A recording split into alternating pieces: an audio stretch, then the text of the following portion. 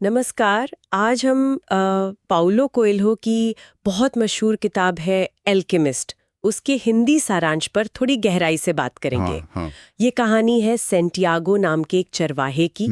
एक खजाने की तलाश है, मिस्र के पिरामिडों तक का सफर है। लेकिन ये सिर्फ खजाना खोजने की कहानी नहीं है। सही कहा। ये उससे कहीं ज्यादा, मतलब खुद को ढूंढने की कहानी है। हमारे पास जो स्रोत हैं वो इसी यात्रा के कई इंपॉर्टेंट पहलू दिखाते हैं। तो चलिए देखते हैं कि इसका असल सार क्या है। बिल्कुल। और ये देखना बड़ा दिलचस्प है कि कैसे बस एक सपना किसी को इतनी बड़ी, लगभग नामुमकिन सी लगने वाली यात्रा पर भेज सकता है। हाँ, और यहाँ पॉइंट सिर्फ वो बाहरी खजाना नहीं है, सोना चांदी वाला, जैसा आपने कहा और जैसा स्रोत भी बताते हैं। ये वो पर्सनल लेजेंड है, वो व्यक्तिगत नियति या कहे जीवन का खास मकसद, उसे खोजने का सफर है। हाँ। ये पर्सनल लेजेंड वाला आइडिया काफी इंटरेस्टिंग है। स्रोत में वो बूढ़े राजा मेल्किजेडेक का जिक्र आता है ना, जो सैंटियागो को इसी नियति के बारे में बताता है। उसे इशारा देता है कि भाई अपनी भेड़ें बेचो और निकलो इस सफर पर। हाँ, उसे प्रेरित करता है। पर यह सफर कोई आसान तो था नहीं, है ना। मतलब बहुत मुश्किलें आईं, जैसे वो एक पड़ाव था क्रिस्टल व्यापारी की दुकान पर काम करने वाला। स्रोत कहते हैं कि वो एक बड़ा टर्निंग पॉइंट था। बिल्कुल। और देखिए, समझने वाली बात यह है कि स्रोत इन मुश्किलों को सिर्फ रुकावटें नहीं मानता, वो इन्हें सीखने के मौके की तरह दिखाता है। अच्छा। जैसे क्रिस्टल की दुकान पर सारांश बताता है, सैंटियागो ने सिर्फ पैसा नहीं कमाया, उसने धैर्य सीखा, उसने बिजनेस की बातें समझी, और ये भी कि सपनों को सच करने के लिए वो मेहनत और लगन लगती है।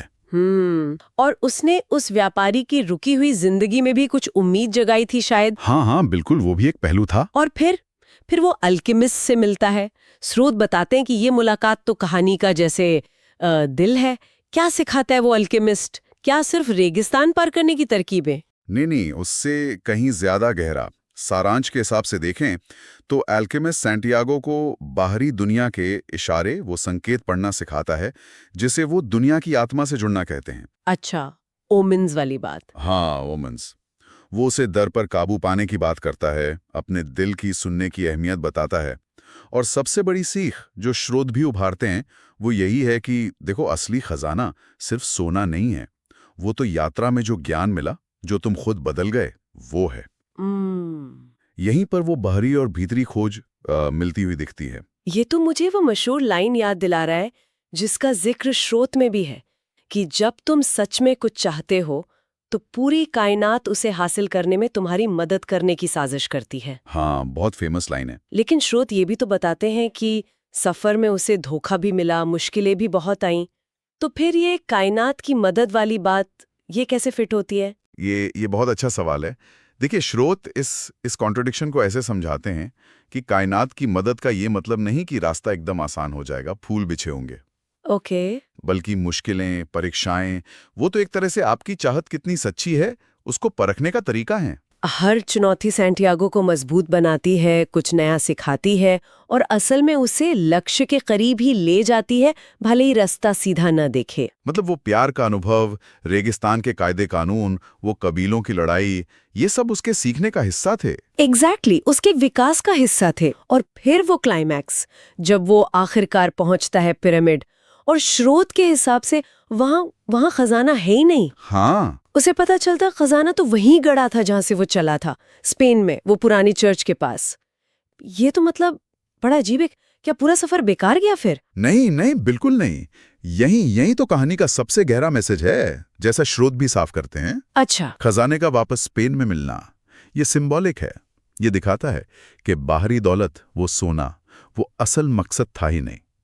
असली खजाना तो वो एक्सपीरियंस था, वो समझ, वो कॉन्फिडेंस जो सैंटियागो ने पूरी यात्रा में कमाया। सोचिए, अगर वो सफर पे निकलता ही नहीं तो उसे कभी पता ही नहीं चलता कि खजाना है कहाँ, और ना ही वो इंसान बन पाता जो वो आखिर में बना। यात्रा ने उसे खुद से मिलवाया। तो निचोड़ ये है कि स्रोत हमें बता रहे हैं कि असली सक्सेस अपने पर्सनल लेजेंड को जीना है, अपने सपनों के पीछे जाना है, चाहे रास्ता कितना भी अनजान क्यों ना हो। हाँ। और इसके लिए सबसे जरूरी है अपनी अंदर की आवाज, अपने दिल पर भरोसा करना और डर को पीछे छोड़ना। सारांश इसी बात पर तो जोर देता है कि हर इंसान में वो ताकत है, बस उसे पहचानना और उस पर यकीन करना है। बिल्कुल सही कहा आपने, एकदम सटीक। और ये पूरी बात, ये पूरी चर्चा हमें सोचने पर मजबूर करती है ना? कि अगर जीवन का असली खजाना मतलब वो भारी चीजें नहीं, बल्कि सफर है, अनुभव है, अपने आप को जानना है, तो फिर हमारे अपने जीवन में, हमारी रोजमर्रा की जिंदगी में वो कौन से छोटे बड़े इशारे हैं, कौन से संकेत हैं जिन्हें हम शायद नजरअंदाज कर रहे हैं?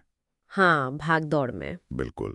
कौन सी ऐसी दबी हुई इच्छाएं या सपने हैं जो कहीं ना कहीं हमारे उस पर्सनल लेजेंड की तरफ इशारा कर रहे हों? इस पर सोचना शायद हम सबके लिए काफी काफी मायने रखता है।